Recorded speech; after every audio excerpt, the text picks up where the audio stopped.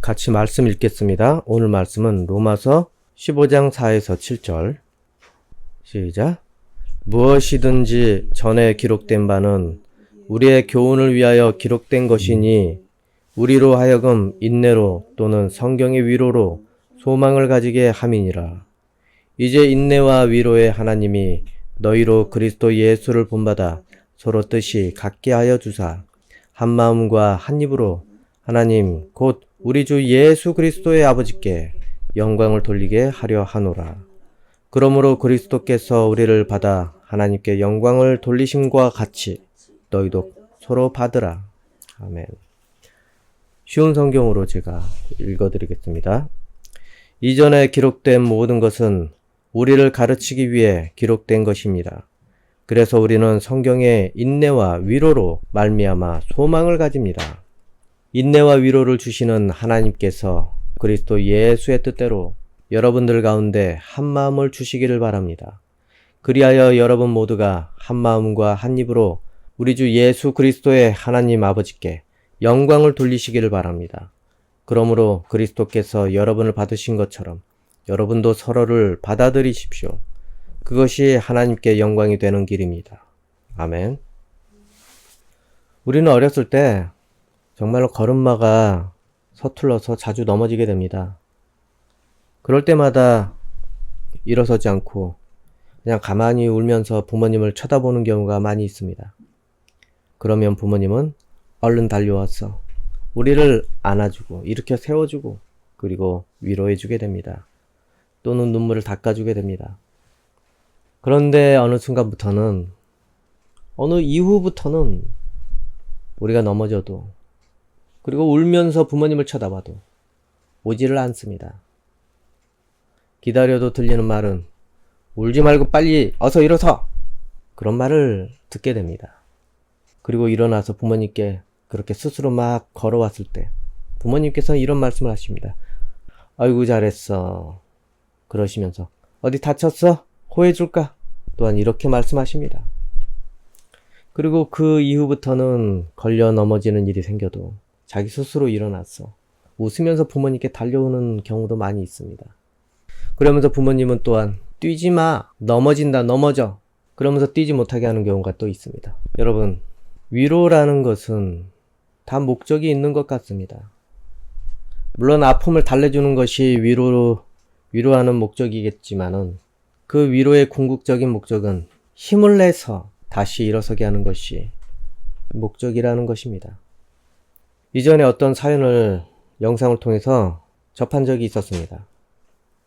한 국수가게 할머니의 사연이라고 하는데 갑자기 어떤 노숙자가 그 가게에 들어와서 국수를 시켰습니다. 그리고 엄청나게 국수를 먹고 그냥 도망갔습니다. 그런 노숙자를 할머니는 뒤따라 쫓아나가서 그 도망가는 노숙자 뒤통수에 이렇게 외쳤다고 합니다. 뛰지 마! 그냥 걸어! 넘어지면 다쳐!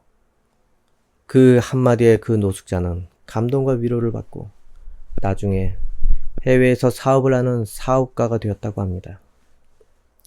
이후에 이 사연이 알려지고 그 국수가게는 아주 유명해졌다고 합니다. 사실 그 노숙자는 그만 사기를 당해서 길거리에 쫓겨나고 그래서 점점 세상에 대해서 적개심을 품고 반감을 가지며 그렇게 살게 되었다고 합니다. 그래서 그날 그 할머니 국수가게를 찾았던 것도 무엇인가 해코지를 하려고 그 가게를 찾아간 것이라고 합니다.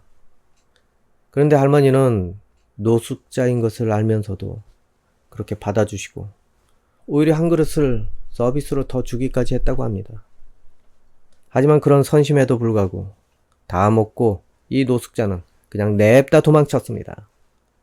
그리고 할머니가 뒤에서 외친 그 말이 그에게 큰 감동과 위로가 되어서 그동안의 인생에 품었던 이 세상에 대한 적개심을 그리고 적대적인 마음을 모두 버리게 되었습니다.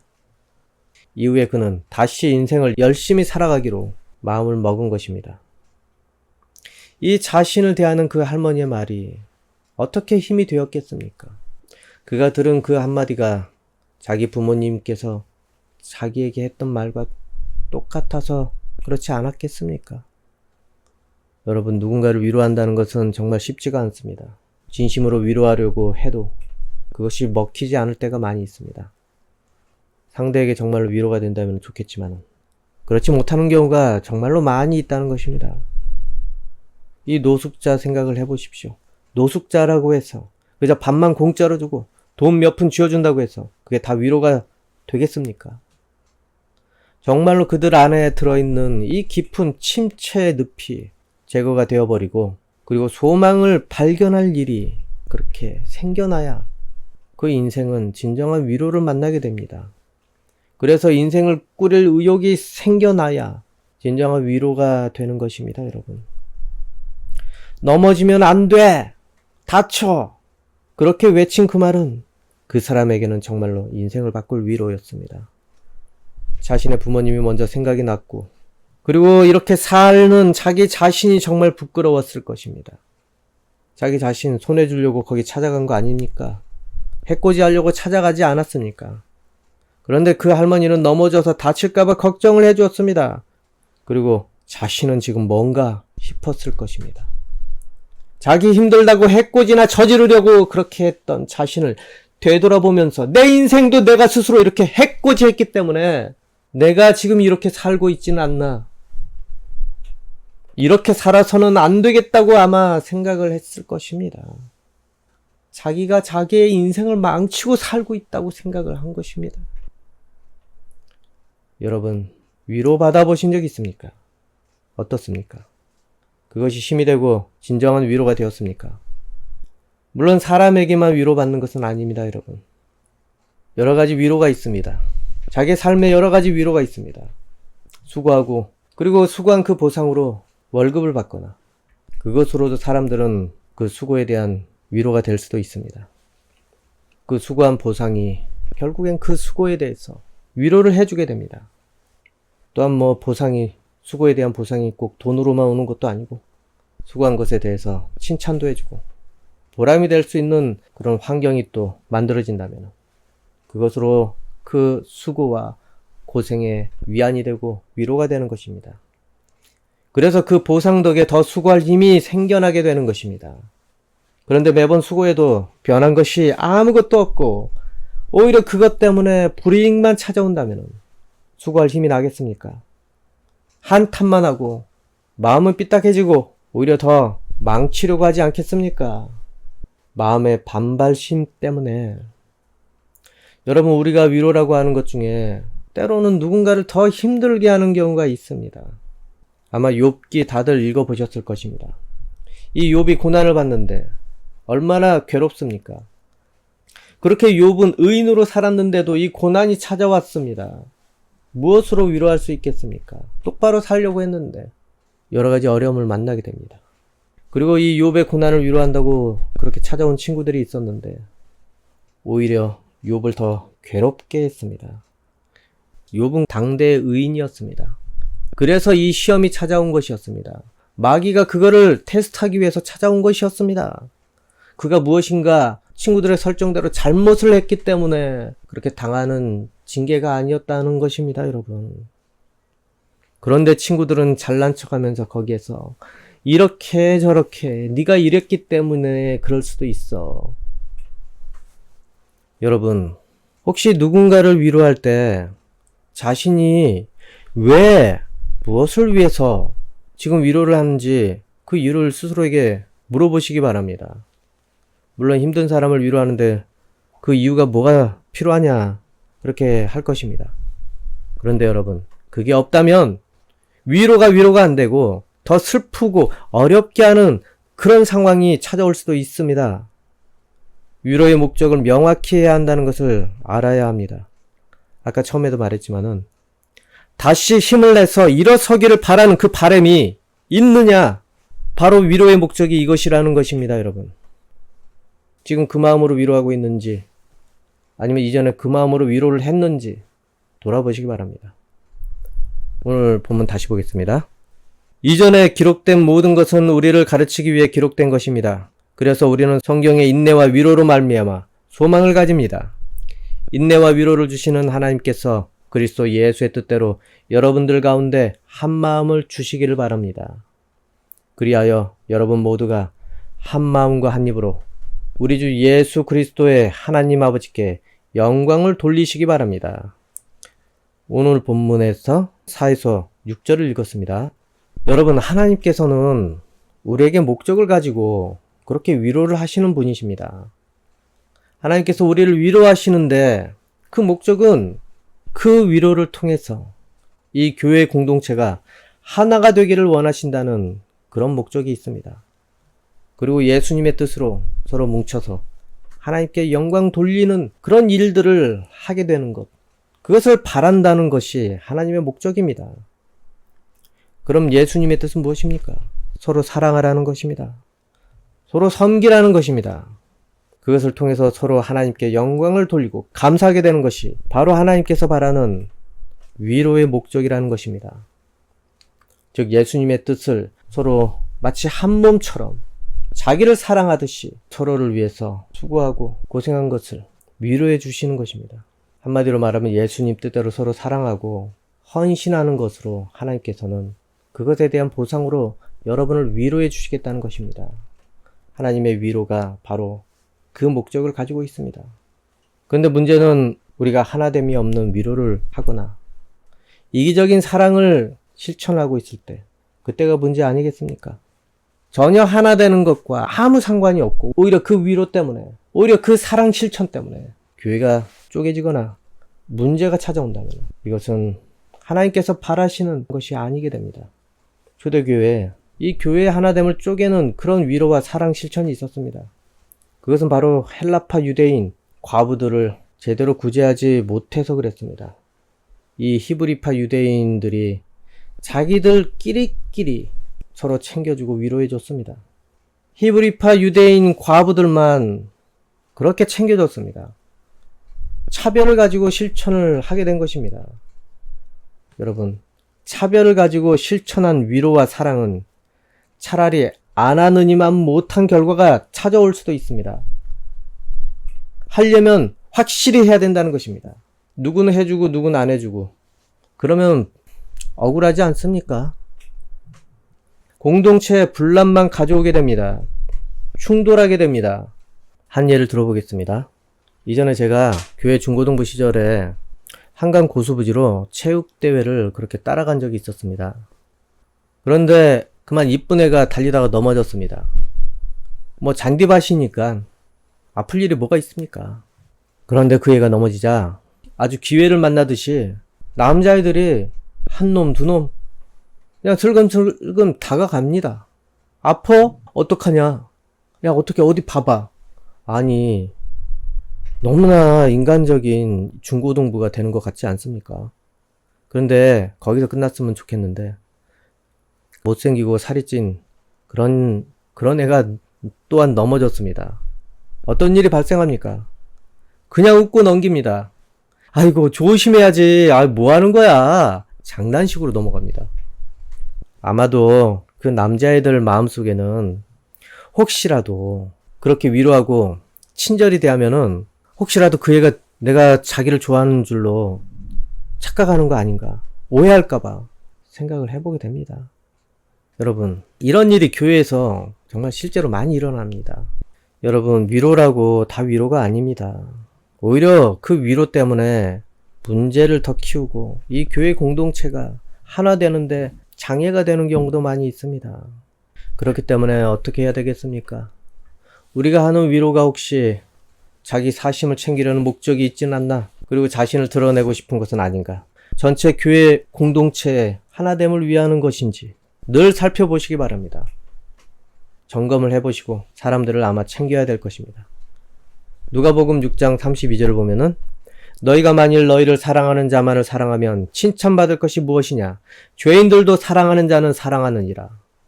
누가복음 6장 35절 그 밑에 보면은 35절부터 36절을 보면은 오직 너희는 원수를 사랑하고 선대하며 아무것도 바라지 말고 꾸어주라.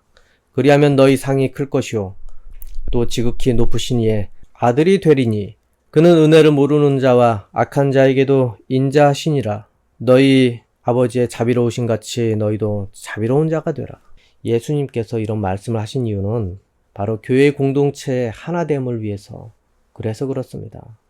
물론 사랑받을 만한 사람이 있습니다. 정말로 열심히 봉사하고 헌신하는 사람 얼마나 그냥 사랑하고 싶습니까? 얼마나 잘해주고 싶습니까? 그리고 어려운 일이 생기면 얼마나 위로하고 싶겠습니까? 그런데 교회 공동체라는 곳이 사람이 모이는 곳이다 보니까 어디 사랑받을 만한, 위로받을 만한 사람만 그렇게 있습니까? 진짜 미워할 만한 사람들이 많이 있다는 것입니다. 자기와 친하지 않고 인사 한번 나눠보지 못한 사람들이 많이 있다는 것입니다. 여러분, 이처럼 내가 사랑할 만한 자격이 되지 못한 자라 할지라도 하나님의 이 교회를 위해서 서로를 받아주고 서로 위로로 하나됨을 보이는 것이 하나님께서 바라는 것입니다. 세상 삶에서는 어려워 보면 진짜 친구가 누군지 알아볼 수 있다고 합니다. 이 사람이 자기 원수인지 아니면 가짜 친구인지 그리고 진정한 친구인지 자기가 어려움을 당했을 때 그렇게 드러난다고 합니다. 근데 교회에서는 그 반대입니다, 여러분. 누군가 어려워지면은 원수 같던 자든 진짜 친구였든 그때가 오면은 모두 그때에는 절친 모드로 동작이 되어야 한다는 것입니다. 비록 상대가 위로받을 자격이 없을 수도 있습니다. 그럼에도 그렇게 어려움을 만난 사람을 대했을 때는 위로하고 사랑해야 하는 것이, 그것이 바로 교회 공동체라는 것입니다. 그래야지만 이 교회는 교회라고 할 수 있는 것입니다, 여러분. 세상하고 완전히 반대입니다. 그렇게 해야지 예수님의 몸된 교회가 온전해지는 것입니다. 여러분, 하나님께서는 그 공동체 단위로 때로는 은혜를 주시기도 하시고 책망을 주시기도 하십니다. 이 교회가 세상과 똑같아질 때 하나님께서는 그 교회를 책망을 하십니다. 온전한 교회가 아니구나. 하나 된 교회가 아니구나. 요한계시록을 보면은 7교회에 대해서 위로도 하시고 책망을 주시기도 하십니다. 그 공동체 상태를 보시고 마치 한 존재를 대하듯이 책망을 하십니다. 여러분, 여러분이 속한 공동체는 온전하십니까? 그 공동체에서 위로를 받고 살고 있습니까? 또 여러분은 위로를 하고 있습니까? 하나님께서 허락하신 여러분 공동체를 한번 돌아보시기 바랍니다. 그리고 교회 공동체뿐만 아니라 믿음의 가정과 친척, 그리고 일터, 여러 가지 허락된 곳의 공동체 돌아보시기 바랍니다. 지금 어떻게 돌아가고 있는지 확인해 보십시오. 거기서 자신은 어떤 역할을 하고 있는지, 어떻게 살고 있는지도 되돌아보시기 바랍니다. 그곳에서 하나님께서 바라시는 모습으로 살고 있습니까? 차별 없이 위로하고 있습니까? 상대를 위해서 기도해주고 있습니까? 물론 여러 사람들이 모이다 보면은 좋고 싫은 사람들 다 나눠지게 되어 있습니다. 싫어하는 존재, 좋아하는 존재, 뭐 다 있을 것입니다. 그러나 위로와 사랑함에 있어서는 차별을 둘 수 없는 것이 바로 우리가 성령으로 하나가 된 유기체와 같기 때문에 그렇습니다. 여러분, 교회는 예수님의 몸이 됩니다. 성령을 통해서 그 몸이 연결되어 있다는 것입니다. 또한 예수님은 교회의 머리가 되시고, 그리고 우리는 그 몸의 지체들로 구성되어 있습니다. 말씀 보겠습니다. 에베소서 1장 23절. 교회는 그리스도의 몸이며 모든 것을 넘치도록 채우시는 분이 계신 곳입니다. 그리고 에베소서 4장 15에서 16절을 보면은 사랑으로 진리만을 말하고 머리 대신 예수 그리스도를 본받아 모든 면에서 성장하도록 하십시오. 온몸이 그리스도께 붙어 있으니 각 지체가 서로 도와주어 각자 맡은 일을 잘 해내도록 하십시오. 그러면 온몸이 건강하게 성장하여 사랑 안에서 더욱 튼튼히 서게 될 것입니다. 여러분 공동체는 이것이 지금 이루어지고 있습니까? 한번 생각을 해봅시다. 밉든 곱든 간에 하나님의 교회를 지키기 위해서, 서로 하나 되기 위해서 차별 없이 하고 있나? 위로를 차별 없이 하고 있나? 그것이 여러분의 머리 되신 예수님을 위한 것입니다, 여러분. 어렵고 시험을 당하고 있는 지체가 있다면은 다시 재기능을 하도록 위로하시고 기도하시기 바랍니다. 넘어져서 깨진 무릎에 손으로 약을 바르듯이 그렇게 하십시오. 하나님께서 그것을 위해서 여러분을 사용하시고 또 여러분의 헌신에 복을 주셔서 은혜를 주시어서 그 여러분의 위로의 행동에 주님께서 수고했다고 그 수고비를 주시게 될 것입니다. 하나님은 여러분을 공짜로 부려먹지 않습니다. 여러분을 위로의 도구로 사용하셨다면 반드시 여러분에게 그 위로의 대가를 주시게 됩니다. 그 수고의 대가를 주시게 됩니다. 여러분이 위로한 대로 위로받게 되어 있습니다, 여러분. 어떤 마음으로 위로하는지가 중요하지 않습니까? 하나님의 목적에 부합한 그런 목적으로 위로를 했다면 반드시 여러분에게 마땅한 수고비를 주게 될 것입니다. 가난한 사람들, 갚을 능력이 없는 사람들에게 여러분이 무엇인가 도움이 되었을 때 그것은 하나님께서 여러분에게 빚진 것이라고 그렇게 말씀하셨습니다. 갚아주십니다, 여러분.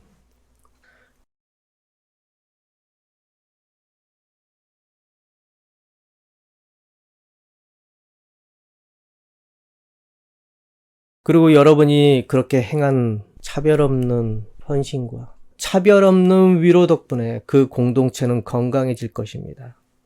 그리고 넘어진 그 무릎은 금방 낫게 되어서 이전보다 더 빠르게 뛰어갈 것입니다. 그렇게 그 몸이 일어서게 되어 모두 함께 한 몸으로 건강한 한 몸이 되어서 소망을 향해 다시 달릴 수 있게 되는 것입니다, 여러분. 얼마나 하나님께서 바라는 모습입니까? 여러분, 그러기 위해 자신에게 허락된 하나님의 은사와 달란트를 가지고 사랑으로 자신을 돌보듯이 그 공동체 지체 하나하나를 돌보며 위로하시기 바랍니다. 여러분은 바로 하나님의 위로와 인내의 도구된 자들입니다. 교회의 하나됨을 이루고 그 지체들에게 그것을 느끼게 해주는 존재들입니다.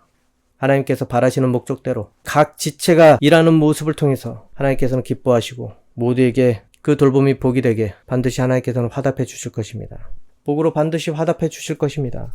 그러니 모두 어려움과 기쁨 함께 나눌 줄 아는 공동체가 되기를 소망합니다. 교회 공동체 그리고 가정 가운데 일터 가운데 서로 하나님의 위로의 목적을 기억하면서 서로 힘이 되어주어 기쁨과 은혜의 복이 넘쳐나기를 소망을 합니다. 그리고 예수 그리스도 이름으로 모두를 축복합니다, 여러분. 기도하겠습니다. 아버지 하나님, 우리 각 사람은 연약했어. 넘어질 수밖에 없습니다. 이 팔이 하나만 불편해도 온전히 뛸 수가 없습니다. 아버지 하나님, 뛰는 것은 발휘해야 되지만 이 팔이 불편해도 이렇게 온전히 못 뛰듯이 우리 각 지체가 문제가 생기면은 우리 이 예수님의 몸인 이 교회는 온전히 뛰어가기 어렵습니다. 아버지, 우리가 그것을 기억하고 한 사람 한 사람 잘났든 못났든 모두 자기 자신이라고 생각하고 챙기며 그렇게 살아갈 수 있게 도와주시옵소서. 아버지, 그리고 우리가 온전히 하나님께서 바라시는 위로를 할 수 있기 원합니다. 그리하여서 이 공동체가 건강해지기를 원합니다. 아버지 하나님, 아버지께서는 교회를 사랑하십니다. 그리하여서 우리가 교회를 위해 헌신하고 이 교회의 구성인 각 지체를 위해서 또 위로하고 그리고 사랑했을 때 이것은 아버지를 사랑한 것이 됩니다. 아버지 하나님, 하나님의 일이 이렇게 이루어진다는 것을 기억하고 우리가 바로 하나님께서 원하는 위로의 도구된 자들이라는 것을 기억하고 우리 받은 모든 것들을 가지고 아버지께서 사랑하는 이 교회 각 지체 한 사람 한 사람을 소중히 대하고 아버지께서 바라는 위로가 있기를 원합니다. 그리하여 아버지를 믿고 행한 모든 것들을 통해 하나님께 칭찬을 받고 그래서 기쁨이 넘치는 교회의 공동체가 되어서 아버지의 일을 모두 더 열심히 해낼 수 있기 원합니다. 예수님 이름으로 기도합니다. 아멘.